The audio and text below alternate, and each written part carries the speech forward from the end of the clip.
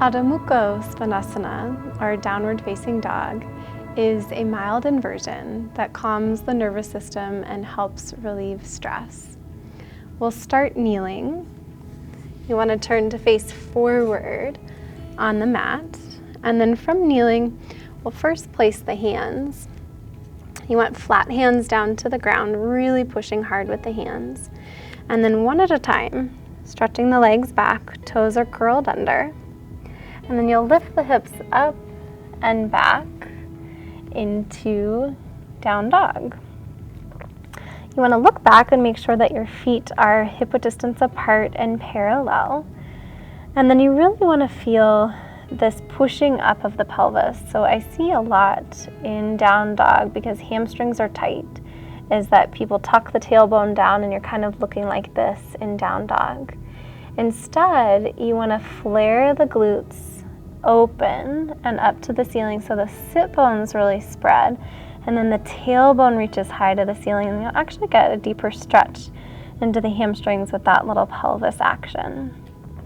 And then keeping the push down to the hands, slowly tone the belly, and then upper arms are externally rotating and you're melting the heart down towards the ground. And for some of us, no matter how open our hamstrings are, your heels will never touch down to the ground. So I'd love for you to not shorten the stance just to get the heels down, but keep that equal space so that you're really getting this stretch, and then you're working the quads. So if your heels are lifted, then you're actually working the quads more so that you can stretch the heels back. And we'll take 3 more big breaths here, letting the head and the neck be super heavy.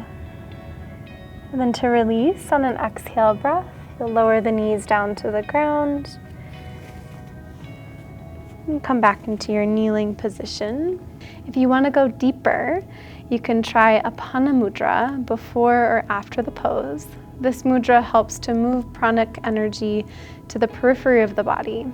For this mudra, the tips of the middle finger and the ring finger touch the thumb, and then the pointer finger and the little finger spread wide apart. And you turn the hands again to face forward. You can close the eyes. Emphasize the exhale breath, which is the aponic part of the breath. And then just in general, feeling the energy of this mudra, the pranic energy in the body.